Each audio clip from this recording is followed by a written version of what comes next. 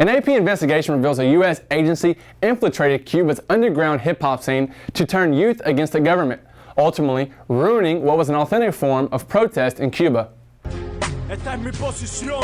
With lyrics like "This country is a prison" and a song titled "Rap is War," Los Aldeanos are not a group you'd expect to hear in communist Cuba.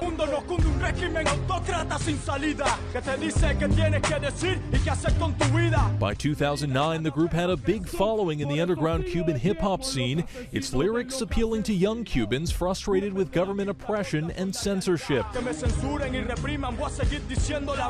Their edgy lyrics were also appealing to the U.S. government, which would fund a plan to use Los Aldeanos without their knowledge. The plan was to spark a youth movement designed to undermine the Cuban government. But the U.S. needed someone with expertise in combining music and a political message. It found that in Rajko Bozic.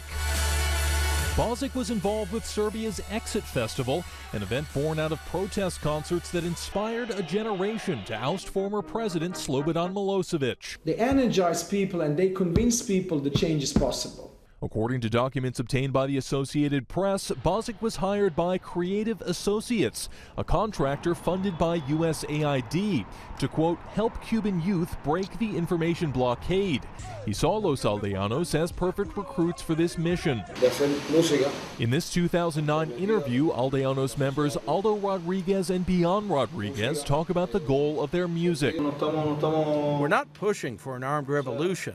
We're talking about a revolution of thought and progress for society. Nothing more than that.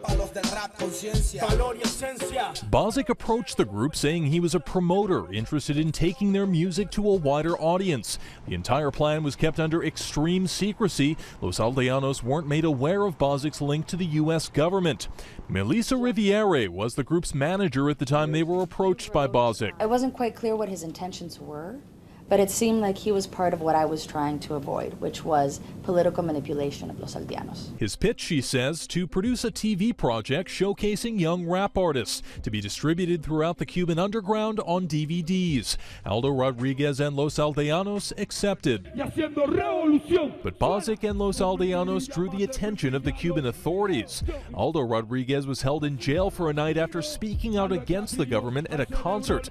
The plan was part of a greater scheme by USAID to get young people to start a movement to undermine the government of Raul and Fidel Castro.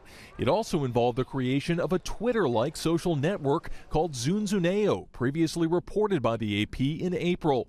USAID, which is best known for distributing aid to needy countries, said in a statement, quote, "Any assertions that our work is secret or covert are simply false." It said its programs were strengthening a civil society, often in places where civic engagement is suppressed and where people are harassed, arrested, subjected to physical harm, or worse. The work between Bozic and Los Aldeanos would culminate at the popular Rotilla Music Festival on the beach near Havana. Los Aldeanos took to the stage, calling out public officials by name and taunting police. Following the incident, the government barred them from making music and worked to suppress the hip-hop scene as a whole. They now live in Florida.